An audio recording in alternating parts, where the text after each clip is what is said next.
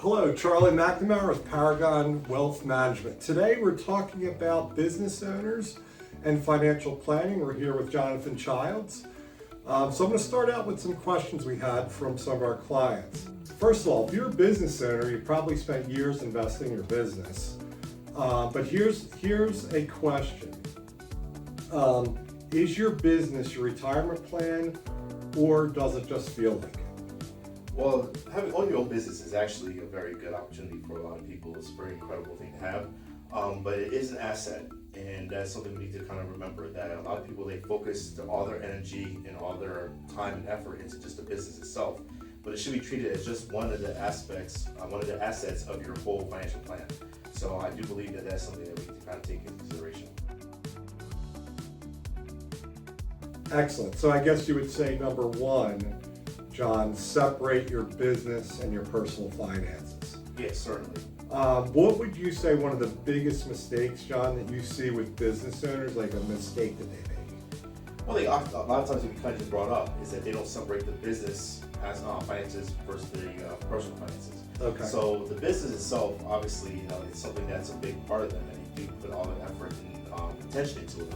But what if the business were to have a slow down a little bit, or if emergency expenses, something like that too? They need something to kind of fall back on. So I would make sure they have emergency expenses or emergency savings, retirement savings, and some investments to kind of make sure they can like outside the business. Outside the business, yeah. Gotcha.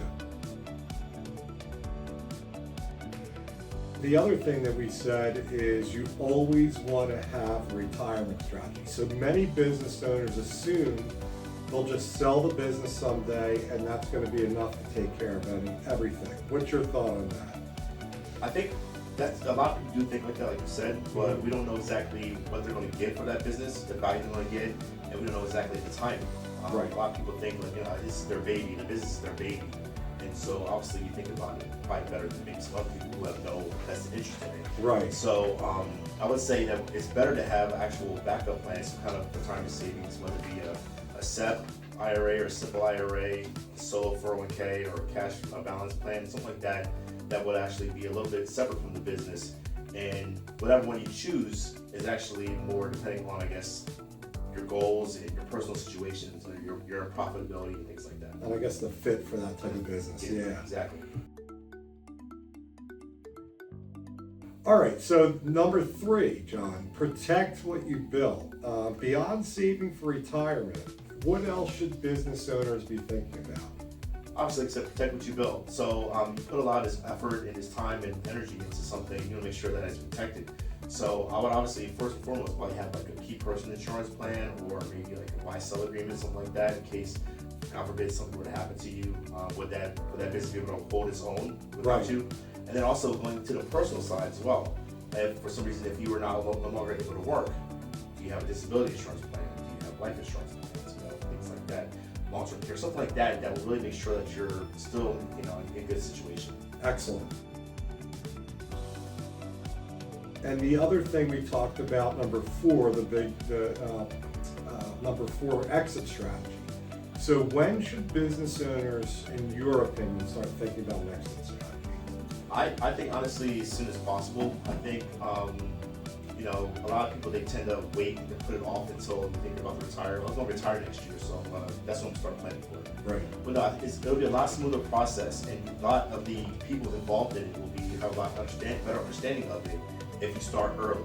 Right. Whether it be if you're trying to sell it, or if you're trying to pass it on to one of your family members, or you're trying to get it to employees. I think as long as everybody has the same idea of what the plan is, they can better execute it when the time comes. Got it.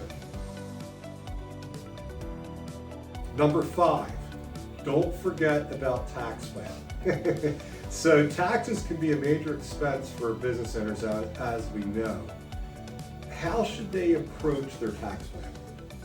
They should actually talk to us as specialists. I think a CPA, their financial advisor, anybody who can actually help give them ideas and techniques on how to help kind of mitigate the tax hit as much as they can, as well as kind of make sure that the value of their accounts grow.